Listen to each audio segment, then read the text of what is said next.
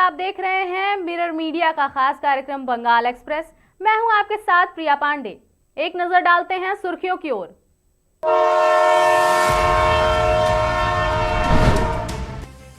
SIR योजना का खौफ, वर्धमान में लाभ बंद होने के डर से महिला ने किया आत्मदाह। विधायक ने योजना पर सवाल उठाए।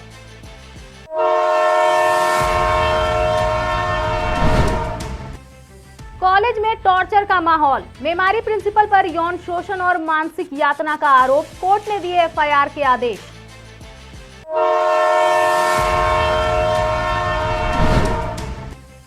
शांति निकेतन ई हाट हुआ लॉन्च, ग्रामीण कला को मिला डिजिटल पंख, कारीगरों के हुनर को दुनिया से जोड़ने की पहल।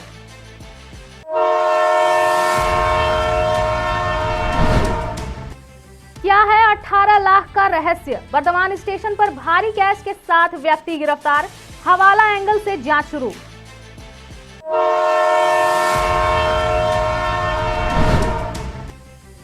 खजूर के गुड़ से महका जामुड़िया का औद्योगिक क्षेत्र, उत्पादन घटने से बढ़ी मांग।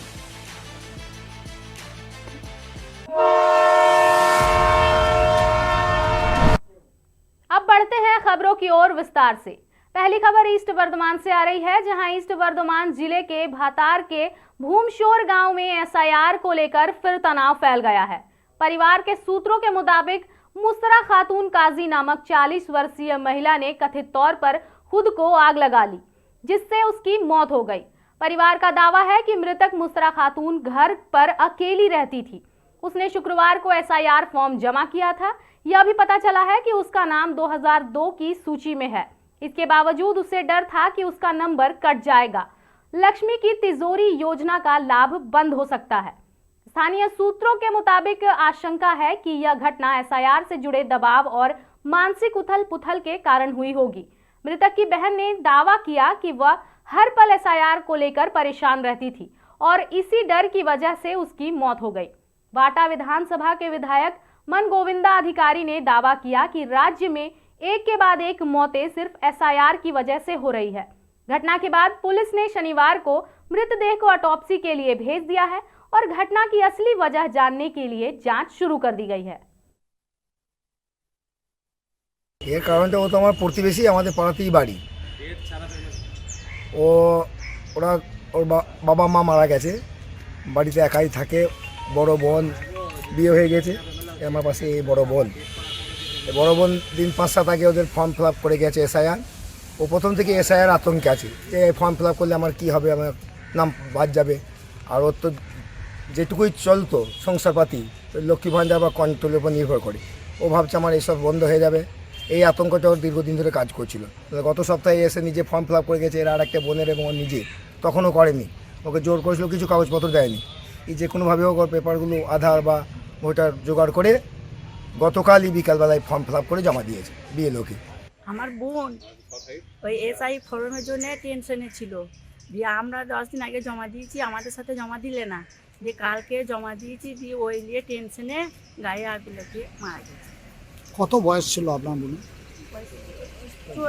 40-45 হবে। অবিবাহিত, বিয়ে হয় না। বিয়ে না। সংসারে কে কে আছে? আমার বাবা মা কেউ নাই, আমার বোন বাবার ঘরেই থাকতো। আপনার সংসারে উপার্জনে কে ছিল? সংসার চালাতো কি করে? ওই আমার বোনের সংসার চলতো কি করে? কেউ নাই। আমি এমনি লক্ষ্মী ভাণ্ডার পেতো, কন্ট্রোলটা পেতো, আর এমনি কিছু লাগলে আমি দিতাম। আপনি মোটামুটি হেল্প করে সংসার চালাতেন? এই ওই করি, কাপড় মাপড় করতো আর কত কিছু, মিথ্যা বলি নাই। আমি এসে এখানে খবর নিলাম পরিবারের যা কথা মতো কেউ প্রেসারে আতঙ্কে মারা গেছে। উনি ফর্ম ফিল আপ করেননি। আপনাকে যে কী হবে, আমরা কে ওকে বলেছি যে তোর লক্ষ্মী ভাণ্ডার বন্ধ হয়ে গেছে, বন্ধ হয়ে গেছে, এসব ভাবি না। সেই আতঙ্কে কালকে রাত্রে আগুন লাগিয়েছে। ও পাশেই বাড়ির বৌদি আছে, বৌদির কাছে 2টোর সময় গেছে, তাকে উঠিয়েছে। ওই এসআর নিয়ে হয়েছিল, এসআর নিয়ে তো আতঙ্কে ভুগছিল। আপনি এই এসআর নিয়ে আতঙ্কে ভুগছিল, এটা নিয়ে আপনি কাকে দায়ী করতে চাইছেন? मेमारी कॉलेज में एक कॉलेज टीचर ने कॉलेज प्रिंसिपल पर मेंटल टॉर्चर और यौन शोषण का गंभीर आरोप लगाया है। टीचर की शिकायत पर कोर्ट ने एफआईआर दर्ज कराने का आदेश दिया है। टीचर ने आरोप लगाया कि 23 दिसंबर 2023 को एक सांस्कृतिक कार्यक्रम के दौरान स्टेज पर सबके सामने उसकी बेइज्जती की गई थी और यौन शोषण किया गया। विरोध करने पर उसे बालों से खींचकर स्टेज से उतार दिया गया। इसके बाद से उसे कॉलेज में लगातार मानसिक प्रताड़ना दी जा रही थी। टीचर का दावा है कि गर्भावस्था के दौरान भी उसे छुट्टी नहीं दी गई, जिसके कारण मानसिक परेशानी और शारीरिक बीमारी के चलते उसका गर्भपात हो गया। कॉलेज टीचर ने स्थानीय पुलिस स्टेशन में लिखित शिकायत दर्ज न होने पर कोर्ट का दरवाजा खटखटाया। कोर्ट ने मामले की गंभीरता को देखते हुए एफआईआर दर्ज करने का आदेश दिया। 22 नवंबर 2025 को मेमारी पुलिस स्टेशन में यह एफआईआर दर्ज की गई है। शिकायत में मेमारी कॉलेज के पूर्व प्रिंसिपल देवाशीष चक्रवर्ती और प्रोफेसर राहुल घोष के खिलाफ मामला दर्ज कराया गया। शांति निकेतन का नाम बंगाल की मिट्टी, लोगों, कला और संस्कृति से बहुत करीब से जुड़ा है। रविंद्रनाथ टैगोर का बनाया यह शहर न सिर्फ शिक्षा का केंद्र है, बल्कि हमेशा से रंगीन मिट्टी की कला का केंद्र भी रहा है। उस ट्रेंड को मॉडर्न जमाने के टच के साथ और बढ़ाने के लिए 9 नवंबर को बोलपुर में शांति निकेतन मेडिकल कॉलेज और हॉस्पिटल के कैंपस में शांति निकेतन ई-हार्ट लॉन्च किया गया।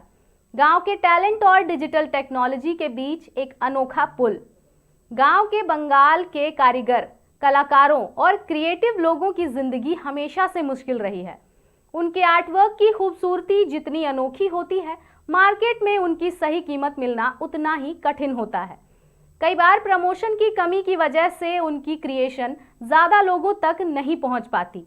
इसी चैलेंज को ध्यान में रखकर शांति निकेतन ई-हार्ट बनाया गया है, जहां आर्टिस्ट के हुनर और डिजिटल मीडिया की ताकत को एक साथ जोड़ा जा रहा है। मकसद एक लोकल टैलेंट को सामने लाना, दुनिया के दरवाजे तक उनसे बातचीत करने का एक तरीका बनाना। पता चला है कि कलाकार प्रतिदिन अपने स्टॉल लगा सकेंगे।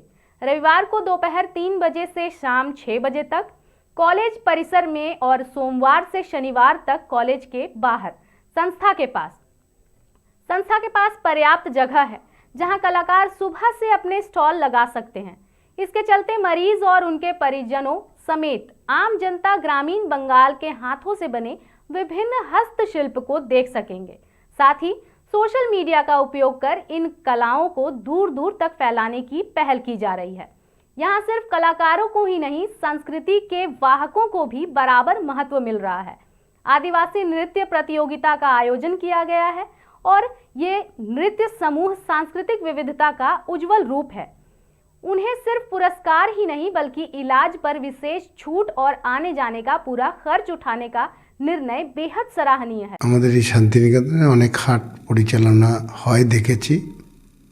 আমরা একটা মেলবন্ধন আনতে চাইছি যে এখানকার যে ক্ষুদ্র শিল্প, আমাদের সোশ্যাল ইনফ্লুয়েন্সার, তেনাদের মাধ্যমে শান্তিনিকেতন ডিজিটাল মার্কেট বলে আমরা একটা ই-কমার্স সাইট করেছি। যদিও এটা ফুলি চ্যারিটেবল, যে এই দোকানগুলিকে এই ইনফ্লুয়েন্সাররা রিল বানাবে, বিভিন্ন রকম এদের ছবি এই সাইডে পোস্ট করবে এবং ফোন নাম্বার দেওয়া থাকবে, যাতে করে তারা মালটা অনলাইনেও বেচতে পারে।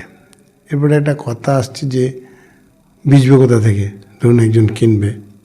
আমরা 23টি জায়গায় ই-হাট করব ওয়েস্ট বেঙ্গলের মধ্যে, অল ওভার ইন্ডিয়ায় আমরা করব 500টি জায়গায়। মূল আমাদের যেটা চিন্তাভাবনা সেটা হচ্ছে শিল্প উপযোগী পরিবেশ তৈরি করার জন্য যে সমস্ত ছেলেমেয়েরা শুধু মজা, প্রেম, প্রীতি এই নিয়ে রিল বানাতো, তাদের প্রতি রবিবার 3টে থেকে 6টা পর্যন্ত তারা জানে শিল্প উপযোগী রিল বানায়, তার একটা অ্যাওয়ারনেস, প্রশিক্ষণ এবং কি করে তারা ফান্ড পাবে তার একটা দিক নির্ধারণ করে দেওয়া। কি আমাদের ভাবনা? আমাদের ভাবনা হচ্ছে এই যে দোকানগুলি, এগুলি র মেটেরিয়াল, এই দোকানে সুন্দর করে। अगली खबर बर्दवान से आ रही है, जहां आरपीएफ ने बर्दवान रेलवे स्टेशन पर सर्च ऑपरेशन चलाया और करीब 18 लाख रुपए की बड़ी रकम बरामद की। इस मामले में एक अधेड़ उम्र के आदमी को भारी मात्रा में कैश के साथ गिरफ्तार किया गया है। पुलिस को यह रकम हवाला से जुड़ी होने का शक है। अकाल तख्त एक्सप्रेस के वर्धमान स्टेशन में आते ही गिरफ्तार आदमी प्लेटफॉर्म नंबर 5 पर उतरा। ड्यूटी पर तैनात आरपीएफ जवानों ने उसकी संदिग्ध हरकतों को देखा। वह बार बार इधर उधर देख रहा था और स्टेशन से जल्दी निकलने की कोशिश कर रहा था। तुरंत पूछताछ और बैग की तलाशी शुरू हुई। बैग खोलते ही नोटों से भरा बैग मिला, जिसकी गिनती में करीब 18 लाख रुपए निकले।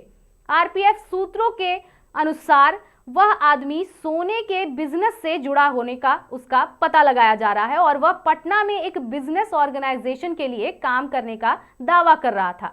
हालांकि वह बैग के सोर्स, पैसे का मालिकाना हक या किसी भी वैलिड डॉक्यूमेंट्स के बारे में संतोषजनक जवाब नहीं दे सका। आरपीएफ अधिकारियों ने स्पष्ट किया कि इतनी बड़ी रकम कैश ले जाते समय जरूरी डॉक्यूमेंट अनिवार्य होते हैं। आरोपी को बरामद कैश के साथ जीआरपी को सौंप दिया गया है।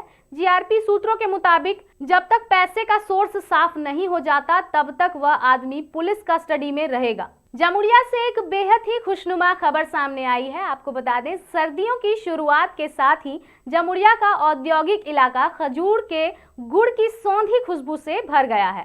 ताड़ के पेड़ों के रस से निकालकर झोला, दान गुड़ और पटाली गुड़ बनाने का काम तेज हो गया है। गांवों के किनारों पर ताड़ के पत्तों से बनी अस्थायी तंबू सर्दी के मौसम की पहचान बन चुके हैं, जहां शिवली समुदाय के लोग महीनों तक रुककर गुड़ तैयार करते हैं।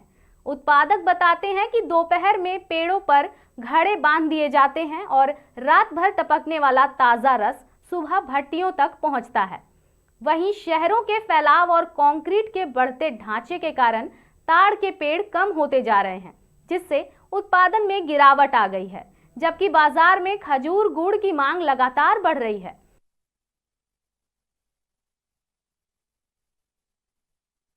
তোমার বিকালবেলা আমরা গাছটা কাটি, কাটার পরে তারপরে হাঁড়িটা টাঙার পরে তার সারা রসটা পাড়ার পরে ভোরবেলা 5টার দিকে তারপর রসটা নামাই, নামানোর পরে তারপর রসটা এনে তারপর ফুটাই, রান্ধে ফুটানোর পরে তারপর মোটা হয়, মোটা হওয়ার পরে তো ঘষার পরে তারপরে ওইটা জমে ফেলানোর পর আছে ডালার পরে বস্তাটা করে আমাদের আছে বস্তাতে ওইটাতে ফেলি। আচ্ছা, ফেললে এরকম ডাব হয়।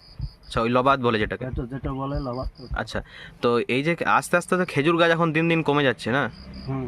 আমাদের আস্তে আস্তে বয়সটা বাড়ছে, তাই ছেলেপেলেরাও মানে গুড় ভালো করে তৈরি করতে পারবে না, তাই আমাদের মানে আস্তে আস্তে আগ্রহটা কমে যাচ্ছে। আচ্ছা, এই যে খেজুর গাছও তো কমে যাচ্ছে দিন দিন, খেজুর গাছ কি কারণে কমে যাচ্ছে কি মনে হচ্ছে? খেজুর গাছ কমে যাচ্ছে, হয়তো পোকা লেগে যাচ্ছে খেজুর গাছে, হয়তো কাটা মানে খারাপ হয়ে যাচ্ছে, হয়তো ঢুকে যাচ্ছে বেশি, তাই গাছটা মারা যাচ্ছে।